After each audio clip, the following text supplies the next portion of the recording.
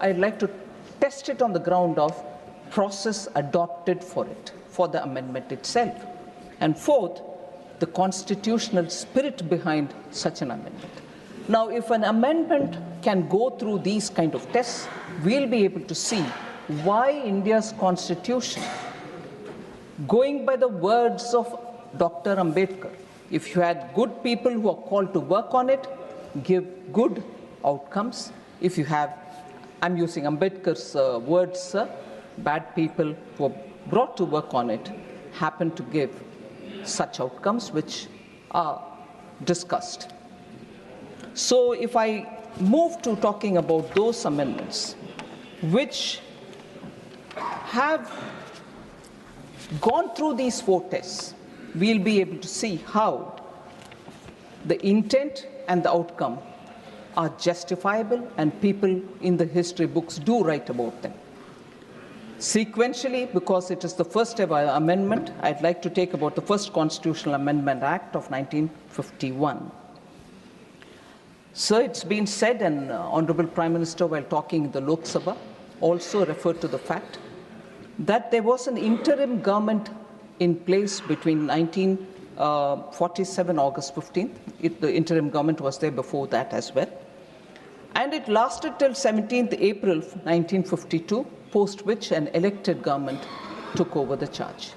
But during 1951, when the amendment for the first Constitutional Amendment Act was passed, it was an interim government and not elected government of India post 1947. Now, this was enacted, therefore, within a year of the commencement of the Constitution. It's worth remembering.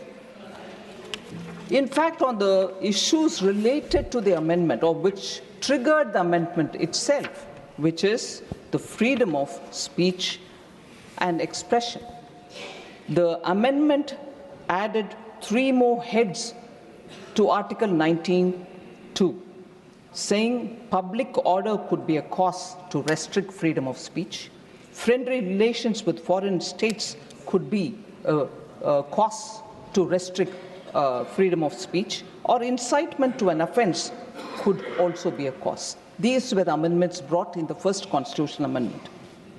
So the Supreme Court of India, even in 1950, 1 year before this amendment, had passed 2 landmark judgments that paved the way for freedom of press under Article 19(1)(a). The Supreme Court had ruled in favor of the communist magazine Crossroads, and the RSS's organizational magazine Organizer. The Supreme Court had ruled in favor of them in 1950. Many high courts also upheld the freedom of expression of our citizens and ruled in their favor. But in response, the interim government thought that there was a need for a first constitutional amendment, and that was brought in by the INC, and it was essentially to curb the freedom. So India, a democratic country, which prides itself even today about freedom of expression, saw the first interim government coming up with a constitutional amendment which was to curb the freedom of speech of Indians. And that is within 1 year of adoption of the Constitution. So, let me say, sir, that is because the first Prime Minister of this country deplored press scrutiny of his government, even as he publicly praised freedom of the press. There was no doubt about it. And he had scrutinized the amending bill himself before approving its introduction in the Parliament. In the Parliament, sir, it didn't go through smoothly at all. The voices which spoke about it, and I will also refer some of the observations made by eminent members, vehemently who opposed it. Sri Shyama Prasad Mukherjee said, "You can pass a law," I'm quoting, sir, "you can pass a law and say that the entire task of framing, interpreting, and working the Constitution will be left in the hands of Pandit Jawaharlal Nehru, assisted by such people whom he may desire to consult. I would think it was a snide remark, saying, oh, you do it all yourself with the people who you choose to have and not with the approval of the Parliament. That was the extent to which Pandit Shyama Prasad Mukherjee was upset about this amendment. Sir, he also said, you're treating this constitution as a scrap of paper. You have declared preamble of your constitution that you have done something unheard of in history, that within so short a period of attainment of freedom, you've trusted the people of this country to draft a constitution. You have given a charter of rights to them. Now, Dr. Shyama Prasad Mukherjee says, now you come forward and stab them in the back. You're not working for the benefit of the present generation, but for party ends. But for party ends, unquote. Sir Sri Kameshwar Singh, a member of the Constituent Assembly, also had a lot of comments to pass, and he said, I quote, this Parliament, again, is a provisional one, and it cannot be said to be reflecting the will of the people in the way the Constitution wants Parliament to reflect it. For a government or a Parliament of this kind, it is highly improper to make such fundamental changes in the Constitution without making any reference to public opinion, and that too at the fag end of the strenuous parliamentary session and almost on the eve of a general election, unquote. So scathing remarks were made, and despite these remarks, Prime Minister Nehru went ahead with the amendment.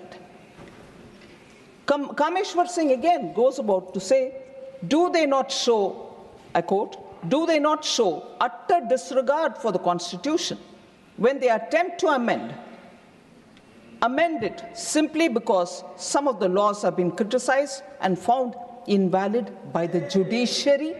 Today we hear comments from the Indian National Congress about how the current government is questioning the judiciary. This comment coming from a member of the Constituent Assembly itself says, prior to the First Amendment to the Constitution, which curtailed freedom of expression.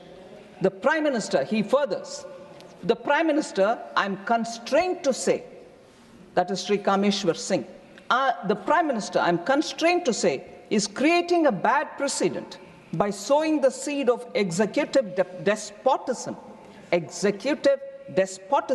and playing with the supremacy of the Constitution for party advantages, unquote. So there was no doubt this amendment was more raised for the sake of the party or the Prime Minister and the government's image, rather than assuring what the Constituent Assembly had suggested as the Constitution which was going to be adopted. An amendment bill was passed, the Press Objectionable Matter Act, on 23rd October 1951. We know, therefore, the amendment, the intent, the four tests that I was talking about: social impact and intent, economic impact and intent, the constitutional spirit, and the process adopted for the amendment, all of which are questionable, but nevertheless that amendment was undertaken, and we heard how that amendment till today affects the freedom of speech of this country. Now, it is not as if this 1951 amendment happened all in a sudden. Prior to the amendment and post the amendment, we've had recorded action taken by those government that day, that particular government, in curtailing the freedom of speech. So the act was just waiting to happen, because even before it they started it, and even after that they were continuing. What are the examples, sir? Majroor Sultanpuri and Balraj Sahani were both jailed in 1949 itself. For what mistakes, sir? During one of the meetings organized for the mill workers in 1949, Majroor Sultanpuri recited a poem that was written against Jawaharlal Nehru, and therefore he had to go to the jail. Sir, he refused to render an apology for the same, and was jailed, therefore, in 1949, along with Balraj Sahni, eminent actor of those days. So that is the level of tolerance, and today we hold our constitution in our hand, go about it, and say freedom of speech. There is sense of fear in the country. Majroor Sultanpuri didn't feel it, Balraj Sahni didn't feel it, but the history repeats when it comes to the Congress party. Sir, Congress's record of curtailing freedom of speech didn't confine it with these two people. Nehru, a political biography which was written by Michael Edwards, in 1975 was banned. They banned also a film called Kissa China War. The details shouldn't come out, and therefore they banned that book as well. So this, and a bit later, 1988, Salman Rushdie's book, Satanic Verses, was also banned. So the spree of curtailing the freedom of expression, the spree of containing freedom of press has happened before 49, and during 49 and 50, 51 the act comes, and subsequently also it continues. So it's nothing new. So the amendment, again, a second issue that I'd like to draw your attention to. I said I'm putting it through 4 tests. A 9th schedule was brought into through the first Constitutional Amendment Act. Through the first Constitutional Amendment Act. The 9th schedule, sir, is an interesting innovation brought for bypassing judicial